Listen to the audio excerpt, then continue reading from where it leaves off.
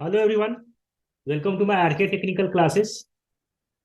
आज मैं डिस्कस करूंगा हाइड्रो इलेक्ट्रिक पावर प्लांट क्या होता है, इसमें कौन कौन से कंपोनेंट्स होते हैं, इसका साइट सिलेक्शन कैसे करते हैं, इसका एडवांटेज क्या होता है, डिसएडवांटेज क्या होता है। तो सारे इस पॉइंट्स को हम लोग डिस्कस करने वाले हैं आज इस टॉपिक में। हाइड्रो इलेक्ट्रिक पावर प्लांट, इसी को हम लोग बोलते हैं हाइडल पावर प्लांट भी बोलते हैं। Hydro electric that means hydro के पावर को यूज करके इलेक्ट्रिसिटी प्रोड्यूस करना, that is called hydro electric power plant. In hydroelectric power plant, the potential energy of water is utilized to rotate the turbine when water strikes on turbine blades through an appreciable height. Then blades rotate and generator attached with turbine runs to produce electricity. In the first hydroelectric power plant in India was installed in Darjeeling, West Bengal, with the capacity of 130 kilowatt in year 1897. Sivana Samudra project 1902 in Mysore, Karnataka with total capacity of 42 megawatt was first major hydroelectric power plant. About 20% of world power is need is fulfilled by hydroelectric power plant. Seven biggest hydroelectric power plant in India.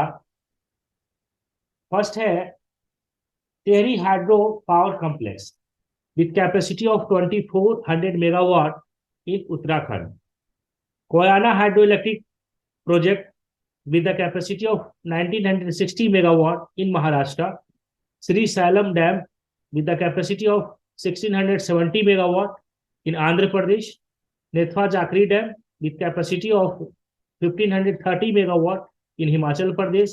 Sardar Sarovar Dam with capacity of 1450 megawatt in Gujarat. Varkha Nangal Dam with capacity of 1325 in Himachal Pradesh. Canberra Dam with a capacity of 1071 megawatt in Himachal Pradesh. तो ये हम लोग जो देख रहे हैं seven biggest hydro electric power plant है जो इंडिया के अंदर इंस्टॉल है, इससे हमें इलेक्ट्रिसिटी प्रोड्यूस होता है। ये हमारा लेआउट बना हुआ है हाइड्रो इलेक्ट्रिक पावर प्लांट का। तो ये हम लोग जो देख रहे हैं कि कैसे ये काम करता है, सबसे पहले हम लोग समझते हैं कि इसमें कंपोनेंट्स कौन कौन से हैं। तो हम लोग देख रहे हैं कि हमारा रिजर्वायर है, डैम है, सर्ज टैंक है, पेन स्टॉक है, टरबाइन है, जनरेटर है, यहाँ पे ड्राफ्ट ट्यूब लगा हुआ है। ये हमारे क्या है, कंपोनेंट्स है। अब हम लोग समझते हैं कि ये वर्क कैसे करता है। सबसे पहले हम लोग देख रहे हैं कि इसको वाटर को स्टोर करने के लिए ये हम लोग यहाँ पे एक डैम लगाई जाती है, जहाँ पे हम लोग पानी को क्या करते हैं, इकट्ठा करते हैं। तो यहाँ डैम के जो पीछे का जो पोर्शन है, यहाँ इसको हम लोग बोलते हैं रिजर्वायर। अब रिजर्वायर जो हम लोग देख रहे हैं यहाँ पे क्या है, वाटर हमारा इकट्ठा करते हैं। जितना लार्ज अमाउंट में हमारा वाटर स्टोर होता है, उतना ही ज्यादा वाटर का पोटेंशियल एनर्जी होता है। अब यहाँ से क्या होता है कि हमारा गेट ओपनिंग दी जाती है। इस गेट ओपनिंग के थ्रू हम लोग क्या करते हैं, वाटर को फ्लो करवाते हैं, ये पेन स्टॉक के थ्रू। ये हमारा पेन स्टॉक या इसी को हम लोग पाइप भी बोलते हैं। जनरली ये कॉन्क्रीट या स्टील का बना हुआ होता है, कभी कभी हम लोग ये मिक्स भी बना हुआ होता है। तो जितना ज्यादा लेवल वाटर का लेवल होता है, उतना ही ज्यादा क्या होता है, पोटेंशियल एनर्जी होता है। तो सबसे पहले यहाँ पे क्या होता है कि पोटेंशियल एनर्जी होता है वाटर का। जितना हायर हाइट तक हमारा वाटर का लेवल होगा, इस पोटेंशियल एनर्जी को जब वाटर के फ्लो करवाते हैं इस वाल्व के थ्रू, तो ये काइनेटिक एनर्जी में चेंज हो जाता है। तो यहाँ पे एनर्जी क्या हो रहा है, हमारा चेंज हो रहा है पोटेंशियल एनर्जी से। जब वाटर फ्लो करना स्टार्ट करता है तो ये काइनेटिक एनर्जी में चेंज कर देता है। उसके बाद हम यहाँ पे एक वाल्व होता है, और इस वाल्व, क्योंकि ये यहाँ से जब वाटर जब फ्लो करता है तो बहुत हाई वेलोसिटी के साथ फ्लो करता है। इसके बाद ये वाल्व के थ्रू एज पर रेगुलेटर की तरह काम करता है। ये नोजल से होकर के गुजरता है, जिससे कि वेलोसिटी को और भी इंक्रीज कर देता है, और ये टरबाइन के ब्लेड पे स्ट्राइक करता है, जिससे कि टरबाइन का ब्लेड मूव करता है। और इसके साथ जब ये मूव करता है तो ये क्या करता है, kinetic energy of water is converted into mechanical energy. अब इस मैकेनिकल एनर्जी में ये चेंज कर देता है। और इसके साथ अटैच्ड होता है साफ। तो क्या होता है कि इसके साथ अब साफ होता है तो ये भी मूव करना स्टार्ट करता है। तो फिर जनरेटर क्या करता है कि इस मैकेनिकल एनर्जी को इलेक्ट्रिकल एनर्जी में चेंज कर देता है। तो अल्टीमेटली हमें चाहिए क्या था, हमें इलेक्ट्रिकल एनर्जी ही चाहिए था, जो हम आगे इस इलेक्ट्रिकल एनर्जी को आगे पावर हाउसेस ट्रांसमिशन लाइन के थ्रू हम आगे उसको भेजते हैं। अब क्या होता है कि जब वाटर इसके ऊपर स्ट्राइक करता है तो बहुत हाई वेलोसिटी के साथ इसके ऊपर टरबाइन के ब्लेड पे स्ट्राइक करता है।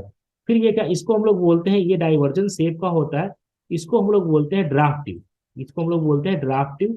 ये क्या होता है कि बहुत हाई प्रेशर के साथ जब इसके ऊपर स्ट्राइक करता है तो प्रेशर को मेंटेन करने के लिए जनरली डाइवर्जन शेप का होता है, ताकि ये रिक्वायर्ड प्रेशर के साथ इसको छोड़ दे।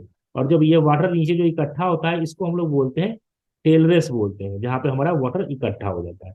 अगर हमें इसे रिक्वायरमेंट होता है तो इस वाटर को हम इसको यूज में ले लेते हैं, अगर रिक्वायरमेंट नहीं होता है तो हम इसको छोटे छोटे रिवर के अंदर छोड़ देते हैं। यहाँ पे एक हम लोग देख रहे हैं कि एक सर्च टैंक लगा हुआ है। क्या होता है कि जब वाटर को जब फ्लो करवाते हैं तो अगर ये वाल्व क्लोज है तो इस पेन स्टॉक के जो वाटर जो फ्लो हो रहा है बहुत ज्यादा प्रेशर क्रिएट हो जाएगा, जिससे क्या होगा कि पेन स्टॉक को डैमेज भी होने का पॉसिबिलिटी बन जाता है। इसीलिए हम लोग क्या करते हैं कि इस वाटर को हम, ये जो सर्च टैंक में जो लगा ये वाटर ये इसके अंदर फ्लो करता है, जिससे कि इसका जो प्रेशर जो है वाटर का जो फ्लो हो रहा है पेन स्टॉक के थ्रू, इसके प्रेशर को मेंटेन हमारा रखे ताकि डैमेज होने से बचा सके। अगर हमारे वाटर का लेवल अगर कम होता है तो इस वाटर को हम वापस इसको यूज में ले लेते हैं। तो एज ए इसको हम स्मॉल रिजर्वायर भी बोलते हैं, और जनरली ये पावर हाउस के नियर बाई रखा जाता है। तो ये इस तरीके से काम करता है हाइड्रो इलेक्ट्रिक पावर प्लांट। अब हम लोग देख रहे हैं यहाँ पे कि ये हमारा क्या है कि मेन जो पार्ट्स है वो कौन कौन से हैं। तो अभी हम लोग ने डिस्कस कर लिया कि कैचमेंट एरिया, जहाँ पे अदर अदर सोर्सेस से जो हम वाटर को इकट्ठा करते हैं उसको हम लोग बोलते हैं कैचमेंट एरिया। जहाँ पे रिजर्वायर, रिजर्वायर हमारा क्या है, जहाँ पे डैम के जो पीछे का भी एरिया है जहाँ पे वाटर को स्टोर कर रहे हैं उसको हम लोग बोलते हैं रिजर्वायर। डैम जो वाटर को रोकने का काम करता है। इसके लिए हम लोग जनरली जो लगाते हैं कि अगर वाटर का लेवल अगर रेनी सीजन में बहुत ज्यादा अगर लेवल हो गया तो जो डैम हमारा जो बना हुआ है उसको डैमेज भी कर सकता है, इसीलिए जनरली हम लोग स्पिलवे लगाते हैं। That means to prevent the rise of water level in the dam, इसके पर्पज से हम लोग लगाते हैं।